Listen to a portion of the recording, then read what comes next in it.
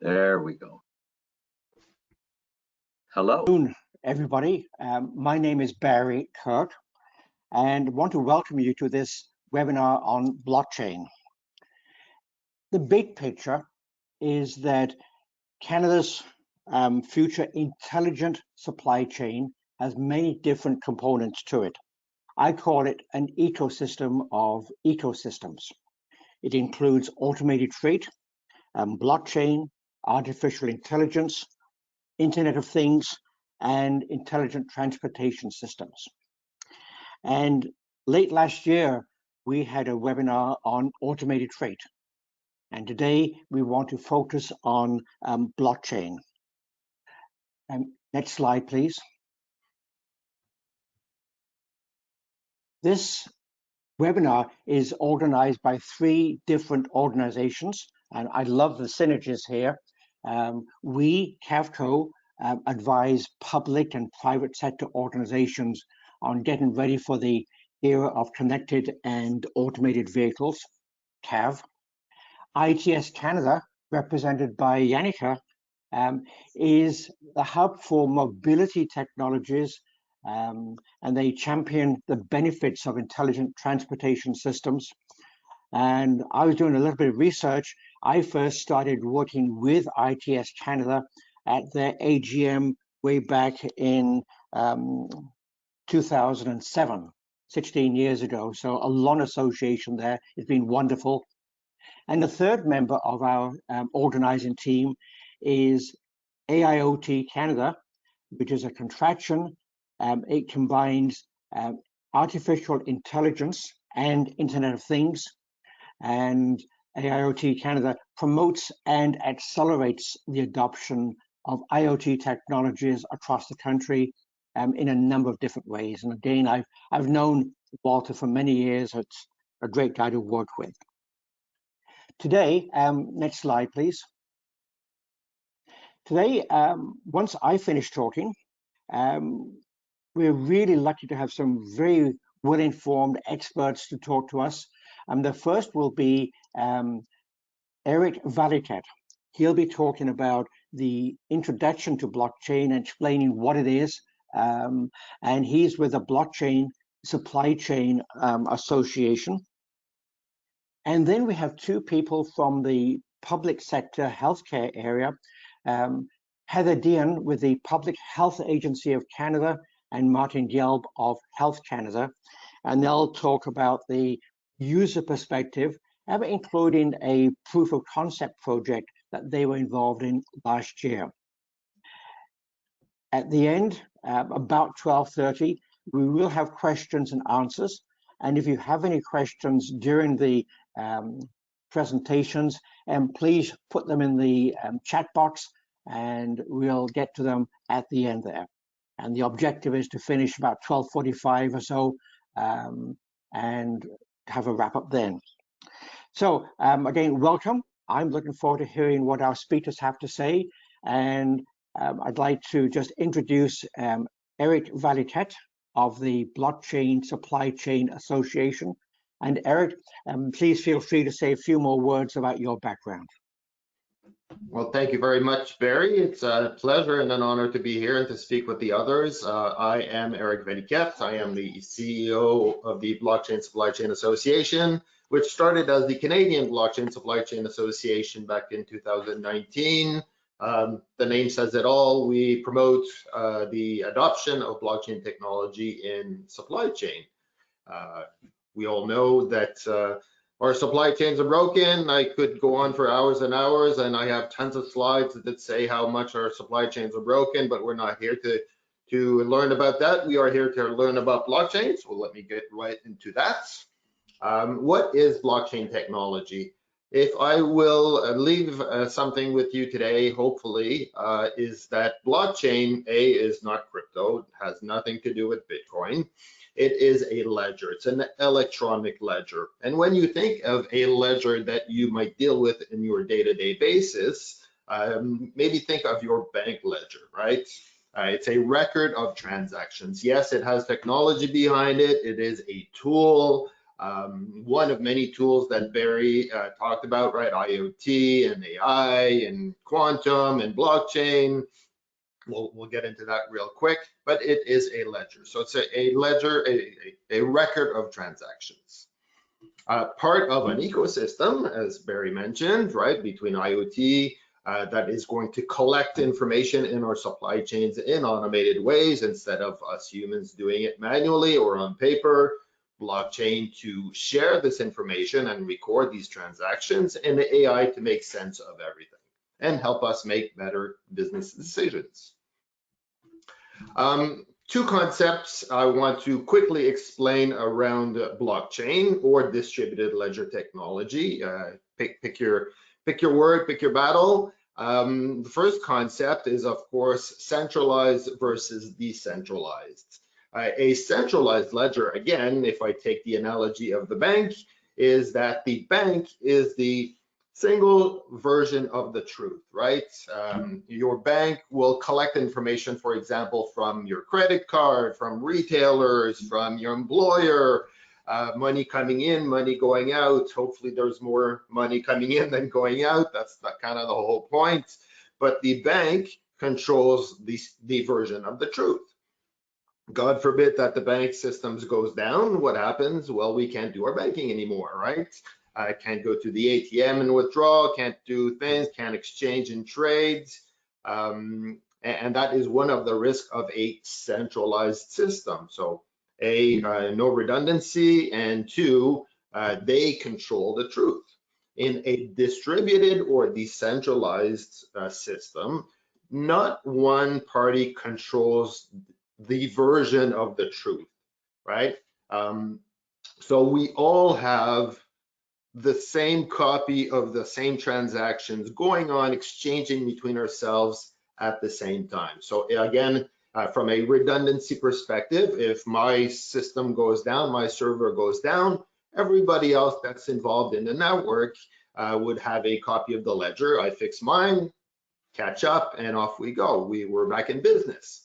And again, if I want to be a bad actor in a distributed or decentralized manner, if I change information that's maybe not the right information to change, not that I can't make mistakes, but if I'm trying to do something nefarious, everybody else sees that in real time, more or less.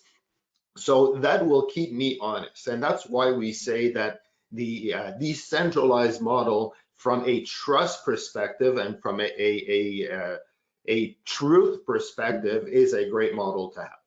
And we have examples. Second concept behind blockchain is the actual blockchain, right? So on screen, you have a very oversimplified model of a blockchain, whereas block number one has some information in it. It has the cryptography stuff. Won't bore you with that.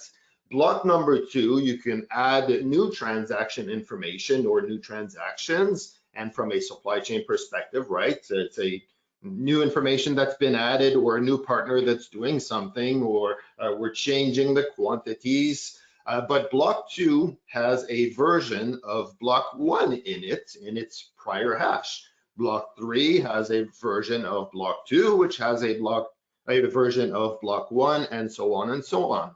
So block 100 has a complete record of the transactions before it, which makes auditability and traceability a very powerful tool. So if you think in supply chain, for example, in drugs or in foods distribution, what happens in a recall, right? And I'm sure that Martin and Heather will speak about that. The old days, you have to go through paper and trace back all your stuff, and it would take weeks. It would take weeks and weeks. Well, on blockchain and with technology, it can take a mere seconds. So these are the very high-level two concepts that blockchain bring to the table. But what does that mean in real life, right? I come from supply chain. I've been in logistics for about 30 years. I've gone from, faxes to pagers, and yes, I'm that old. Even started my career on typewriters. And we've seen a lot of chaos throughout our supply chains and our logistics processes throughout the years. But the single most chaotic problem that we've had was the lack of sharing information and sharing good information. So think of your traditional supply chain, right? A buyer would send a request to a seller. A seller might be or might not be the manufacturer, might involve dozens, if not hundreds, sometimes of tier 1, tier 2, tier 3 manufacturers who will assemble these parts into a final product, probably ship it. A lot of the cases ship overseas, gets to a port, handed to customs, maybe goes into a distribution center, and finally delivered to the end user. Each of these parties, again, oversimplified, right on screen, has typically their own computer system that they need to reconcile all the information into every step of the way. And each of these parties is waiting for the party before them to provide them with information. So we are dependent on a very linear supply chain. That brings in a lot of risk. Again, reconciliation, human error, no traceability, hundreds of touch points sometimes, lack of compliance in a lot of changing laws, but again, manual processes, which are very, very costly. In a blockchain supply chain, again, oversimplified, but still you get the point, we're sharing a ledger, right? So the seller and the buyer are sharing the same ledger as all the parties in the network. Does everybody need to know everybody else's industrial secrets? No, you're sharing the information you want to share with specific parties. As an example, does customs need to know that the payment was made between the buyer and the seller? Absolutely not. But the information is still in the ledger for those parties, the buyer and the seller, to take action on. So real-time information sharing, redundancy, traceability, and most of all, digital and not paper-based processes is where blockchain is very powerful. Now, when most people hear blockchain, a lot of people kind of hear Bitcoin, right, and cryptocurrencies. On screen again is a slide telling you that is absolutely not the case. We have healthcare, we have retail, we have manufacturing, we have the banking system, we have a whole bunch of different parties using blockchain technology in an industrial enterprise way. On the left, you have your typical private blockchains that are very much used in enterprise, all the way to, yes, the Bitcoins and the Ethereums and the public blockchains that can still be used in enterprise. And my last slide here, just to prove the point, every year Forbes publishes a list of top 50 blockchain companies. And again, when you think blockchain, you think it would be banking and crypto and all those things. Well, no, actually close to 30% of last year's Forbes 50 list were related to supply chain. From food safety to critical mineral traceability to doing electronic documents, to automotive, to mining, to healthcare, you name it, enterprise blockchain is where it's at. And this is where we do these events, is to show people that you should get interested, because it is coming for us, if not already in use. So these examples are in use today. We have more great examples here in Canada. And with that, I thank you very much. And thank you, Erik. That's very interesting. And even though it had a preview of your slides, I learned a lot there. And I do want to repeat, if you have any questions for Erik or for Heather or Martin, please put them into the chat box. And so thank you, Erik, and we'll hear back from you later on during Q&A. I'd like to turn the table over to Heather and Martin. As I mentioned at the start, Heather Deehan is with the Public Health Agency of Canada. And I understand that she'll talk first, and then we'll segue straight to you, Martin Gelb, with Health Canada. So welcome to you both. And again, as I mentioned to Erik, feel free to add a few more words about yourselves. And so, Heather, over to you. Great, thank you very much. And it's a great pleasure actually to be with all of you today, actually to speak about the opportunities around blockchain with some of the work that we're doing in the Government of Canada around vaccine distribution. What I wanted to do actually is set the scene as far as giving you some context as far as what we were managing for the COVID-19 vaccine rollout. So this was the biggest mass immunization campaign activity in Canada's history, in actually the global history, but certainly for our country. And I think, you know, for some colleagues that may be online that, you know, you may recall major immunization mass campaign events with polio vaccines. We've had measles campaigns, but usually they're targeted to a very specific population. With COVID-19, the difference is actually, Martin, we can see not the presentation, we can see your desktop there. So, within the Canadian context, this was a rollout of vaccine for the entire Canadian population. So some of the issues that we had, though, when we got started is that we didn't have visibility, at least at the central or federal level, around the distribution of vaccines in Canada. We do have a role and responsibility as the Government of Canada in terms of coordinating procurement in collaboration with all the provinces and territories. We do work extensively with vaccine suppliers, and we did have a vaccine or a pandemic readiness contract available for pandemic influenza. So we do have a role and responsibility, but when it comes to distribution, that's largely between the supplier and the provinces and territories. So as that supply and procurement and those contractual arrangements are being made, the responsibility is by and large the provinces and territories within our federated system, and the way that health is a responsibility at the jurisdictional level. So when we were starting to map out, you know, how we were going to actually manage the COVID-19 vaccine rollout, we had some challenges and some complexities that we needed to address. One was that we had 7 advanced purchase agreements. And I think, Martin, if you could advance to the next slide.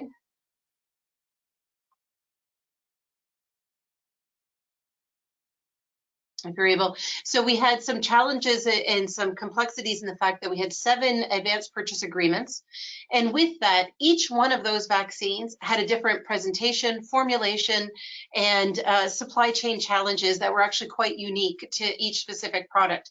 The most challenging actually was that we had products with ultra low temperature requirements within the cold chain to manage, in addition to frozen requirements, as well as a brand new platform in the presentation and the way that that product should actually be handled.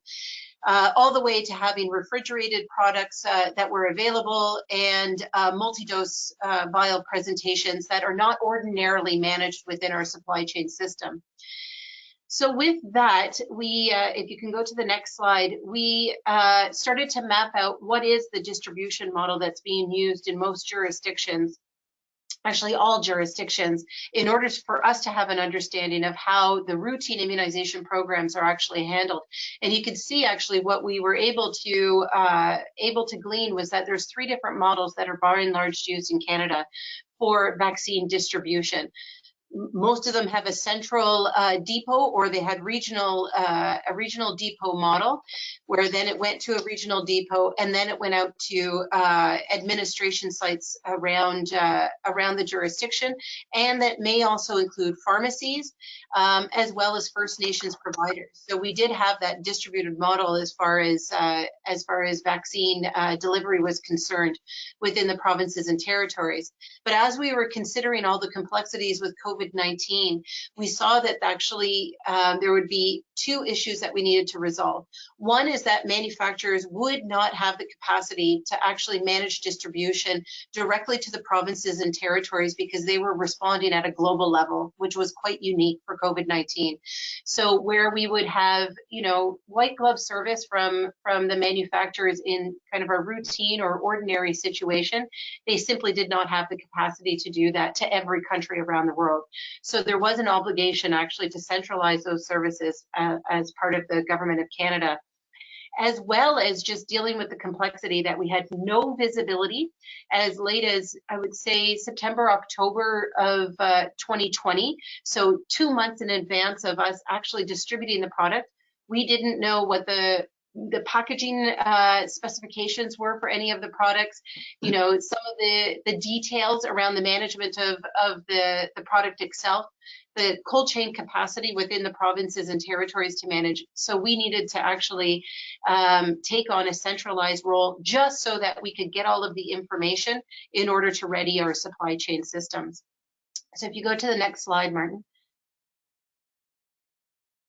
So what we had configured actually was a centralized coordination model for the early phases of the rollout until we could get our systems ready to be able to handle the distributed model that would, you know, take on a more routine flavor, which would be where we are at this stage right now. And so what we had done was we set up a centralized command and control within the Public Health Agency of Canada. We developed in real time a platform in order to be able to manage the supply chain, which was our intelligent supply chain, or what also is called Vaccine Connect, in order for us to have visibility of the product throughout the supply chain. We had worked very closely with the logistics service provider in order to be able to support the distribution of vaccine, as well as warehousing capabilities, and to review actually, you know, measures to improve or increase that visibility throughout the supply chain. Because I do have to say that even throughout our experience, once the product was actually delivered to the provinces and territories, we lost sight of the vaccine. It was then the responsibility of the provinces and territories. And so then we had a manual system in which they reported back on inventory and wastage, which was complex even of itself, because we needed to manage supply of millions of doses coming in, but we also needed to track what was in their system, the rate of consumption, and that we were not oversupplying, at the same time not undersupplying throughout the whole campaign. So there was a huge reliance on a lot of manual systems to be able to have that reporting functionality back to us, so that we could ensure, you know, the steady flow of vaccines without overburdening our system, or perhaps being in a situation where we didn't have enough vaccine available to meet the demand during emergency response.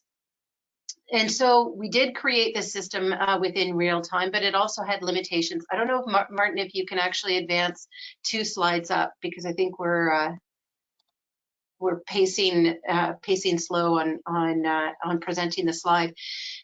So where we are now in the situation is that we have a system that we had created. There's limitations that are currently within the system, and I think for what Erik had just presented, you can see the opportunities actually where blockchain would have actually been an invaluable resource or tool in order to be able to work with all of the different components within our supply chain, from, you know, the suppliers as it came into our centralized command and control facility that we had set up, as well as distribution to the provinces and territories. And within those provinces and territories, all of the unique channels of distribution that were set up for COVID-19, including pharmacies, hospitals, vaccine clinics. We had arranged for, you know, multiple distribution sites and channels, and having that feedback loop so that we could enable ongoing management of the vaccines, and something that we could actually apply outside of our emergency response period. So the last thing I'll say before I pass it over to Martin is that what we wanted to be able to develop, and that this is a continued kind of effort with the Government of Canada and all partners in Canada, is end-to-end traceability in order to be able to drive not only mass immunization effectiveness, but for our routine immunization program. So we do have a conceptual model that we have established in order to be able to guide how we foresee the evolution of what we're building within intelligent supply chains. And I think this is where we get into the proof of concept around blockchain, and where blockchain would be an enormous value for what we're proposing. So with that, I'll pass it over to Martin. Thank you, Heather. I think, you know, it's very interesting certainly in terms of Erik's presentation as well. To hear and see this, I think there's very much some of the things that Erik was talking about, and certainly like my typewriter is here, up here still. So, so why, I think at the bottom, you know, it's right at the bottom of the slide here, blockchain, and I just wanted to make it clear that, and also one of the things that Erik said, it's a point solution for us that that solves a particular problem that we have, and that is around the concept of the control tower and command and control and line of sight around where our products is. And it's especially important, I think, when we talk about things like medical countermeasures, such as vaccines and other products like this. So the way we did it, and I can talk about this for a couple minutes here. The way we did it was that FedEx provided us, we worked very collaboratively with our FedEx partner, and also with some FedEx folks from the United States. So they have a special device. It's their SenseAware Mobile 4 device that we used that's not currently available in Canada, although it may be by now. And we did a series of shipments, single shipments to one destination, multiple shipments to a single destination, multiple shipments to multiple destinations, and then random shipments around over a period of about 6 weeks last year. These were active shipments. These were shipments that were already going out. So we had a baseline to start from. And the things that we were looking for, that Erik, you talked about the ledger. So this is obviously, you know, the immutable ledger is very important when we talk about these kinds of materials. So we wrote all the events to a private blockchain. You know, we're looking to establish things like authenticity and provenance and integrity for the product all the way through the chain. So we're looking temperature, location, vibrations, other kinds of data that ordinarily, some of it we cannot get, and some of it we are grasping from various sources and doing it rather in an asynchronous manner, excuse me, for quite a long time now. Now we're able to approximate some of this, but we saw very clearly that when we pull this data from a single source and that we're allowing for what we already had, we can see an obvious improvement in the data. And we can obviously see an obvious improvement in the amount of work and effort and time that it takes to put this data together. So there's a very clear business case for this. I believe in this environment and environments like that. And I know that other environments that are shipping controlled materials and medical countermeasures are also doing some of these things. I believe too that as we move forward and more and different products become available, and that Canada starts to be more integrated, and we've had a great opportunity despite the pandemic or because of it in terms of our cooperation with our provincial and territorial partners and our industry partners. And this has been really tremendous to see the support that we've had around the industry and from our vendors, and the ability to be able to work with our partners on the data as well. So I think there's a tremendous, like I say, business case for this here. I think that also there's a lot of work to be done around this, and we have, we have the opportunity, and we would like to be able to continue to push this forward around this. The digital twin is a concept that I think makes a lot of sense, certainly in this environment. And with that, I'll hand it back to you, Barry. Okay. Thank you very much, Martin and Heather. Very, very interesting.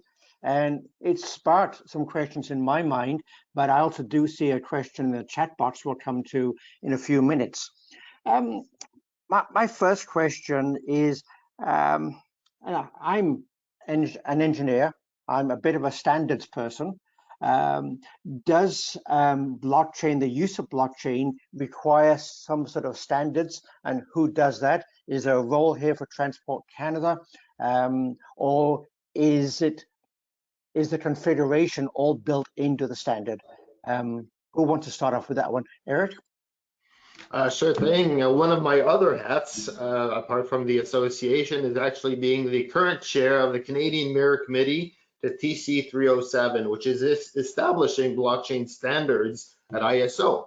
So you have several groups working on creating standards for the actual technology, right? So the vocabulary and the rules of governance in some cases, and how different blockchains play together. So you have experts from around the world that are working on creating these standards, but where standards would be more so applicable and more so efficient, I think, is in actual industry, right?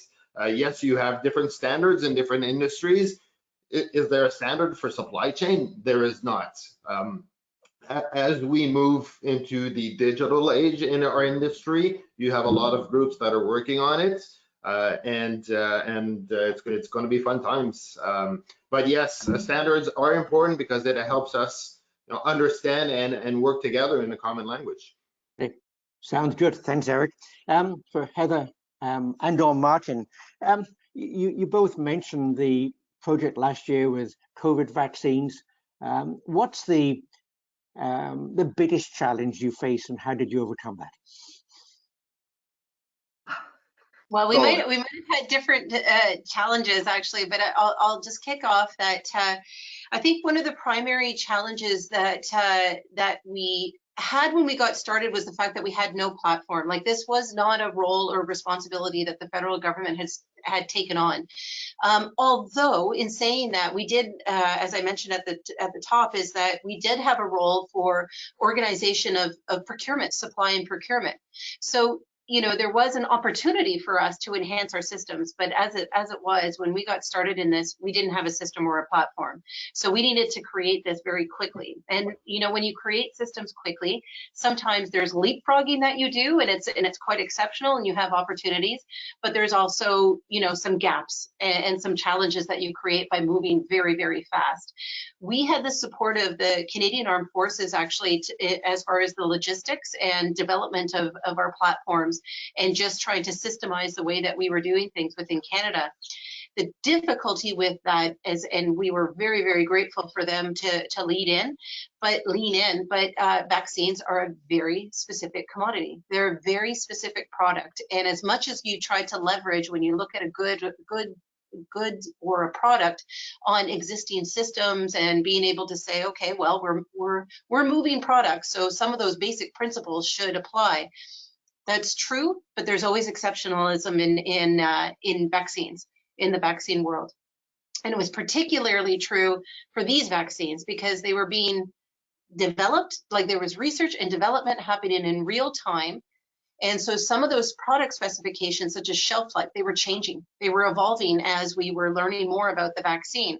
And normally you would have a period of development, and oftentimes that you might have seen this in the papers or on television interviews. It takes normally 5 to 20 years to develop a vaccine. And the reason is that you learn about the vaccine and the product and the stability before you actually launch a program. And that's usually what industry does so that they can appropriately market or commercialize the product. This time around, we just didn't have that luxury of the time. So everything was happening in real time, and our systems had to adapt to it. The second thing that was a huge challenge for everybody. The second challenge is that with the Canadian Armed Forces coming in, they didn't necessarily have the depth of knowledge related to vaccine management. And this is something that I think as we're developing systems, there is a need to ensure that you have, that depth of expertise that will inform the system and the tools that you're putting in place, so that you're optimizing and leveraging, that system architecture that exists, and optimizing it. You don't have to reinvent wheels, but at the same time, you need to ensure that, as you were saying, Barry, around standards, there are standards that exist, but if you're not aware of them, and you don't know how to integrate them in the system, you create problems down the road. And I think that's, you know, some of the lessons learned that we're having now, because what we need to be able to do is leverage what we built for COVID-19 and apply it to seasonal influenza vaccine in preparation for another potential pandemic, or for what we also had experienced over the course of the last couple of years is a monkeypox outbreak, where vaccines were part of the solution. We also have our routine immunization programs. So, you know, if you design a system that's specific to a particular problem, you may not be able to leverage it for other things. And that, to me, is one of the biggest challenges or gaps that we have in terms of rapid development. But Martin? Okay. Yeah. Well, Not a if lot you I don't can mind, add to that. let me butt in there. Heather, that was a very comprehensive answer, so thank you. And if you don't mind, Martin, let's move on to a slightly different Yeah, subject. not a lot I can add there. So. Okay. So we got Harry, the audience. we have a question from the audience. Could you read it, please? Yes, it says an excellent webinar. I had two questions, not me, but the person who poses the question. Which blockchain are you using to track the vaccines? Aside from FedEx, what other companies are you working with on this project, and what are their respective roles? Okay, so I'm going to stop you right there. It's not a project. Okay, it was a brief proof of concept that we performed last year. If we do go ahead to employ a blockchain, and it would be a private blockchain. You're asking which blockchain technology? Is that the question? I think so, yeah. And I don't think I want to talk about that, but I think what we can assume that it will be a private blockchain with some permissions because of the nature of this industry, and that we would be beholden to obviously go to proposal if we were going to do that as the government. And if I can add, from a private public blockchain, and what blockchain should you use, there are so many variants that you can pick depending on your use case. You can privatize some public blockchain information. You can, yes, use private blockchain. You can go consortium models. You know, there are different avenues that you can take depending on your use case. Before we go to the next question, Janita, maybe you, Martin, or you, Eric, what's the difference between a public and a private blockchain? What's your elevator pitch to differentiate between them, please? Go ahead, Eric. Sure thing. I mean, a private blockchain, typically, if I'm going to simplify it as much as possible, is a blockchain between very specific and chosen partners. So if, you know, we're six on here, or five of us on screen, if we choose to do business, we set up our blockchain between the five of us, and we assign different permissions to different data points and to different parties.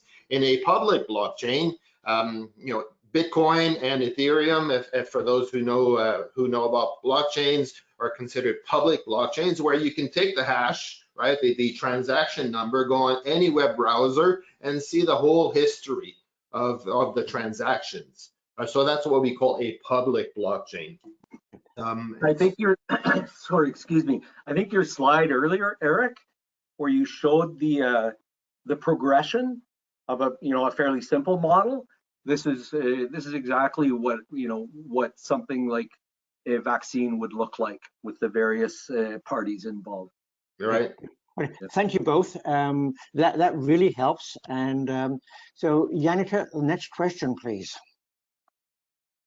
I had a question, which is, I guess, for Heather. You talked a little bit about end-to-end traceability.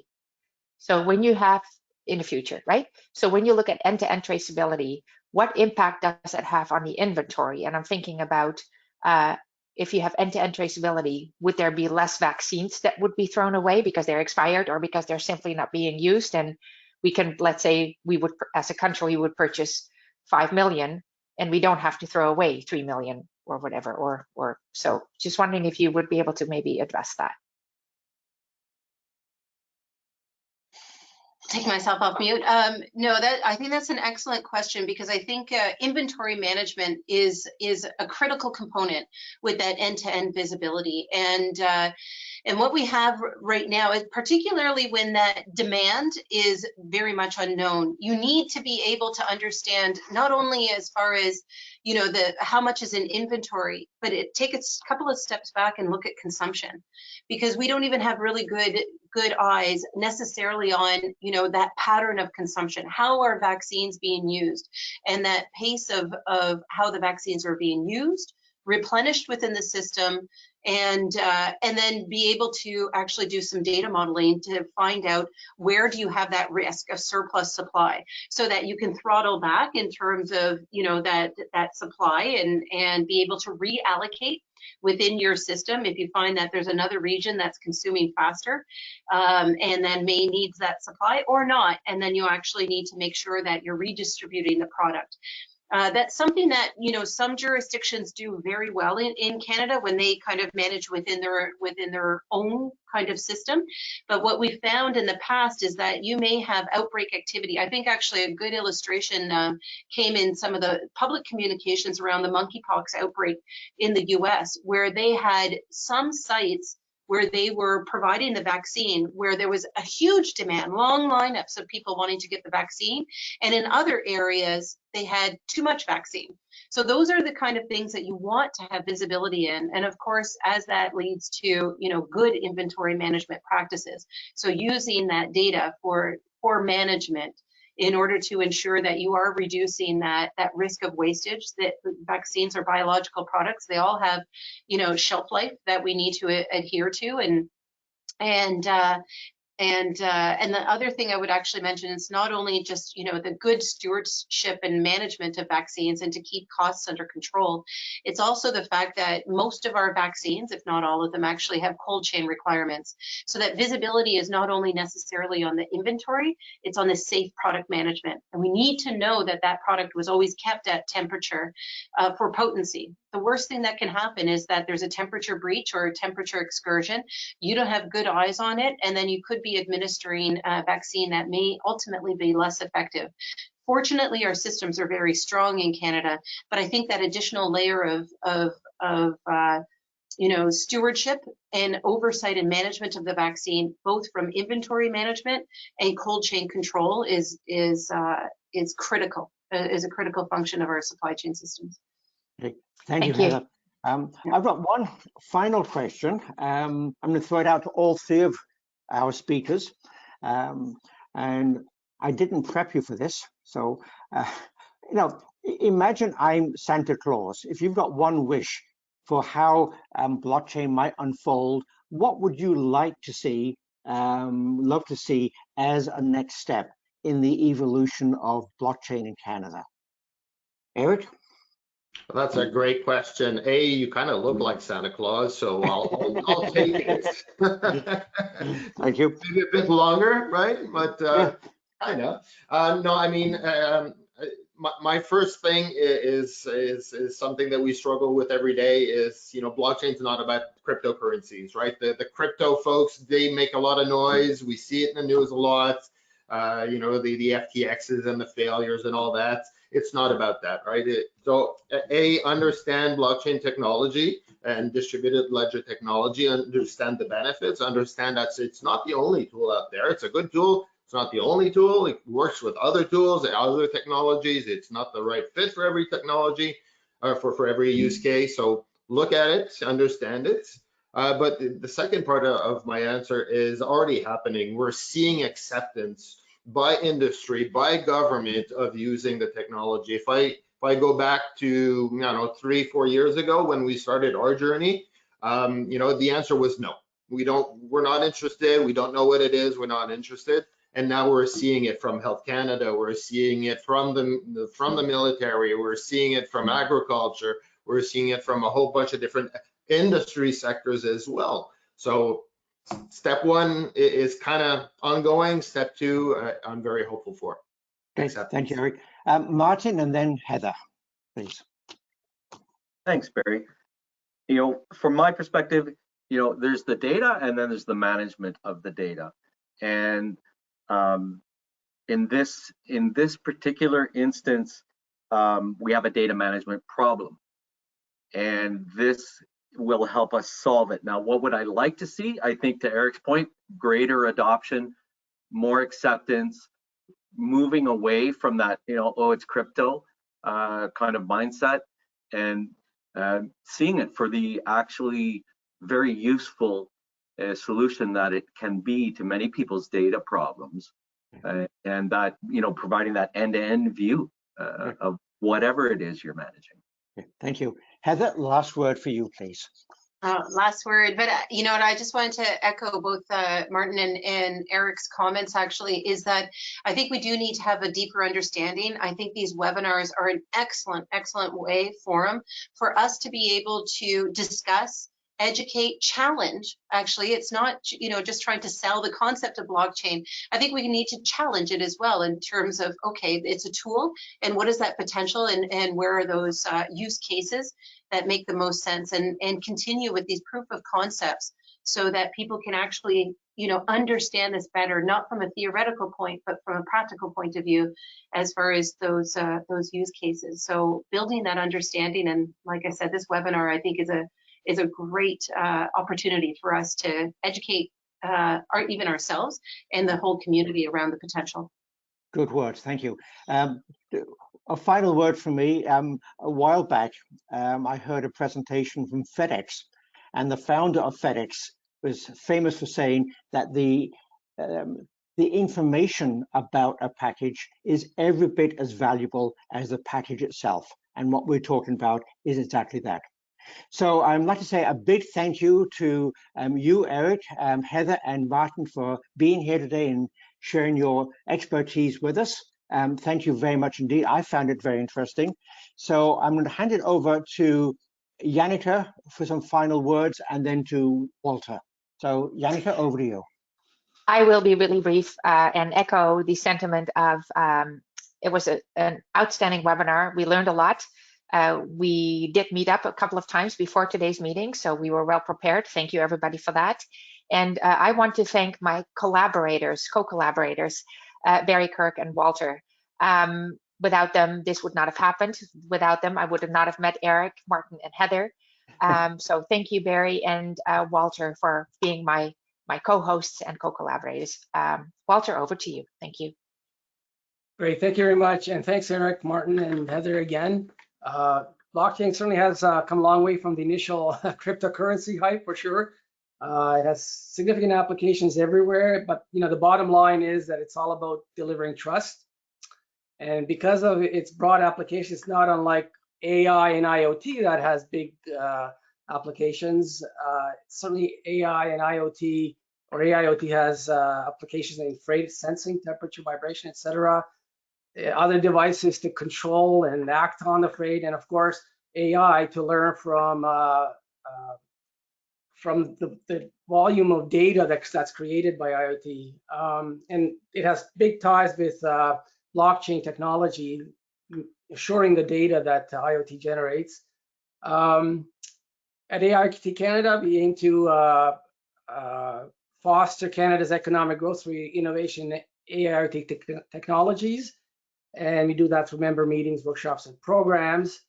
Thanks again, but before we close, I want to remind you that this workshop is intended to educate industry, government, and other stakeholders on this whole topic, automated freight and supply chain. We are going to go forward with additional webinars. Stay tuned for early summer. And we will be creating a LinkedIn group so you can join in and carry on the conversation beyond just the webinars. So thanks again. Thank you. Bye-bye. Bye.